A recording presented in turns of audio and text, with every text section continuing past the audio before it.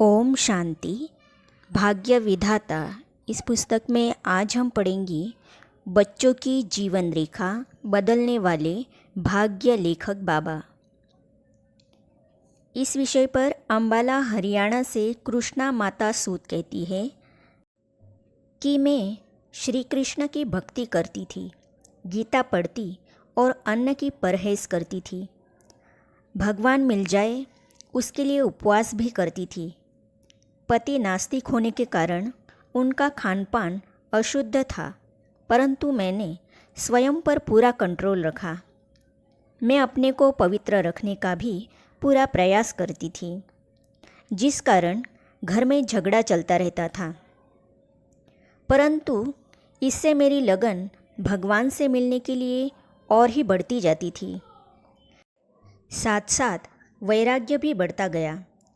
सोचती थी कि कहीं हरिद्वार में जाकर संत बन जाऊं। ऐसे अपने से बातें करती रहती थी। अनेक सत्संगों में जाती रहती थी कि कहीं भगवान मिल जाए। एक दिन हमारे मोहल्ले की 10-12 औरतें कहीं से प्रवचन सुनकर आई थी और आपस में बातचीत कर रही थी कि अंबाला में ब्रह्मा कुमारियाँ आई है और कहती है कि भगवान आ चुके हैं। आँखों में आँखें डालकर ज्ञान सुनाती है। यह सुनकर मैंने एक माता को कहा कि मुझे वहाँ ले चलो। मैं उस माता के साथ वहाँ गई और ध्यानी बहन जी से मिली। उन्होंने आत्मा का पाठ पढ़ाया कि तुम आत्मा हो और शिव परमात्मा की संतान हो, वे निराकार है। इतना सुनने के बाद ही मैंने धक से पूजा पाठ छोड़ दिया और अंदर में निश्चय हो गया कि यही भगवान से मिलने का मार्ग है। मुरली सुनने से तो पक्का निश्चय हो ही गया। लगन बढ़ती गई। फरवरी 1960 में दिल्ली राजौरी गार्डन सेवा केंद्र में मम्मा से मेरी मुलाकात हुई। माँ की दृष्टि पाते ही मैंने एक अनोखी अलौकिक शीतलता का अनुभव किया और खींचकर माँ की गोदी में चली गई। माँ से मिलकर तो और ही तड़पन बढ़ गई कि जल्दी जाकर बाबा से मिलूं। मैंने बाबा को पत्र लिखा कि पति मिलने के लिए मना करता है। मैं आपसे मिलने के लिए ऐसे तड़पती हूँ जैसे बिना पानी के मछली। मैं चुपके से बिना टिकट ही आपके पास चली आऊँगी। बाबा का तुरंत पत्र आया कि बच्ची, श्रीमत कहती है धैर्य रखो, जल्दी ही बाबा से मिलोगी। कुछ समय के बाद जब मैं मधुबन आई और बाबा से मिली तो पहले मिलन में ही एकदम बाबा से लाइट का अनुभव हुआ। मन आनंद विभोर हो गया। जब बाबा ने बच्ची शब्द उच्चारे तो उनमें असीम प्यार का अनुभव हुआ और मैं परमात्मा बाप की गोद में समा गई। फिर बाबा बोले, बच्ची पक्की है, पंजाब की शेरनी है और मस्तानी गोपी है, कल्प पहले वाली है।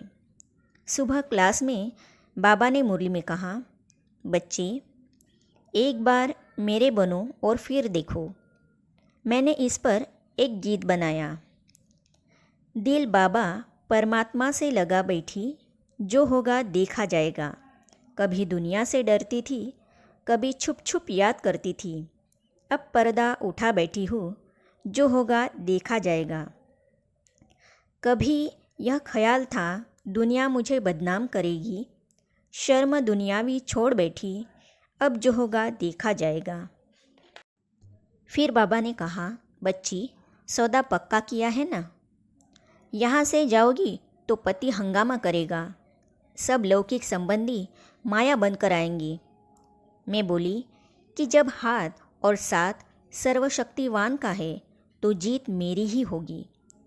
मधुबन से जाने के बाद परीक्षाएं शुरू हो गई। बहुत हंगामा भी हुआ, कलंक भी लगे, आरोप भी लगाए, लेकिन निश्चय पक्का था। मैं न तो घबराई न स्थिति को डावाडोल किया। सच तो बीठो नच। ऐसे प्यारे बाबा के वरदानों से परीक्षाओं को पार करते हुए आज तक ईश्वरीय जीवन में चल रही हूँ। बाबा ने जीते जी मरना सिखाया। निर्भयता का पाठ पढ़ाया। एक बाबा की ही धुन और किसी की ना सुन, ऐसे चलते रहे हैं, चलते रहेंगे, किसी के भी अवगुण नहीं दिखेंगे। मैंने बाबा को ही देखा जिसने बदली मेरी जीवन रेखा। अब भी बाबा के यही बोल कानों में गूंजते रहते हैं कि बच्चे, इन अलौकिक माता पिता की दुआएं लेते रहो तो पापों का बोझ खत्म होता जाएगा। ऐसे मीठे बाबा के मीठे मीठे बोल याद आते ही मन गदगद हो जाता है। आगे हम पढ़ेंगे साकार बाबा एक ही है, उन जैसा इस संसार में और कोई है नहीं। इस अपने अनुभव को बेंगलोर से ब्रह्मा कुमार पुरी भाई जी, जो कि दिल्ली आशा बहन जी के लौकिक पिताजी, अपने अलौकिक अनुभव सुनाते हैं। इसे हम पढ़ेंगे अगली कड़ी में। तो ये जानने और पढ़ने के लिए इस चैनल को सब्सक्राइब करने के साथ ही साइड में जो बेल आइकॉन है उसे भी क्लिक कीजिए, ताकि आने वाली सभी वीडियो और अब तक की सारी वीडियो आप तक पहुंचती रहेगी। ओम शांति।